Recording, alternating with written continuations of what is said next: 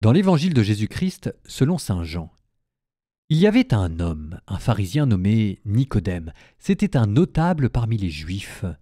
Il vint trouver Jésus pendant la nuit et lui dit « Rabbi, nous le savons, c'est de la part de Dieu que tu es venu comme un maître qui enseigne, car personne ne peut accomplir les signes que toi tu accomplis si Dieu n'est pas avec lui. » Jésus lui répondit « Amen, amen, je te le dis.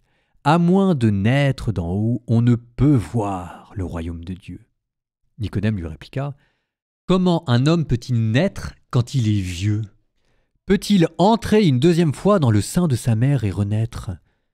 Jésus répondit « Amen, amen, je te le dis. Personne, à moins de naître de l'eau et de l'esprit, ne peut entrer dans le royaume de Dieu. Ce qui est né de la chair est chair, ce qui est né de l'esprit est esprit. Ne sois pas étonné si je t'ai dit, il vous faut naître d'en haut. Le vent souffle où il veut, tu entends sa voix, mais tu ne sais ni d'où il vient, ni où il va. Il en est ainsi pour qui est né du souffle de l'esprit. »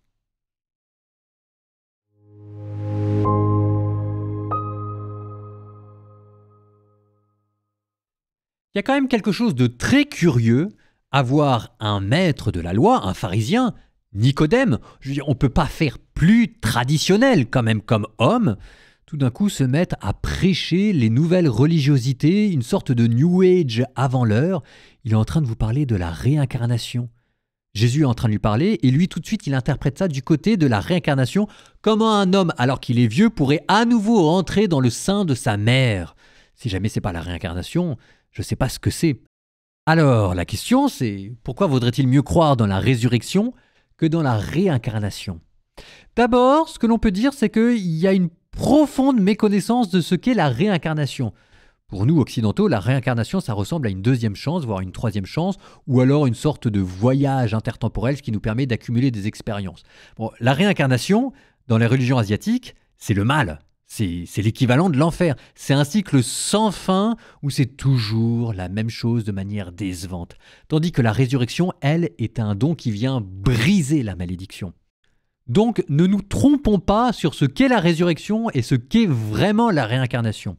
L'autre chose, c'est que, quand même, ça mérite d'être dit, le fait que nous ne vivions qu'une seule fois, ça donne à la vie humaine une gravité, un aspect précieux qui n'existe que dans le christianisme. Dans la réincarnation, c'est comme si jamais c'était toujours la même chose et à la fin, ça n'a plus beaucoup de sens. Dans une seule vie, et ça peut avoir un côté dramatique parce que vous pouvez la réussir, vous pouvez aussi la rater, mais ça veut dire que chaque moment que vous vivez est un moment unique. Chaque moment porte en lui, en germe, l'éternité. Ce que ça veut dire aussi, c'est que la personne humaine est un tout et qu'on ne peut pas séparer comme ça le corps et l'âme. L'âme ne peut pas être à ce point-là séparée du corps qu'elle peut transmigrer de corps en corps. Un corps, une âme, c'est notre identité, c'est notre histoire, c'est nous-mêmes.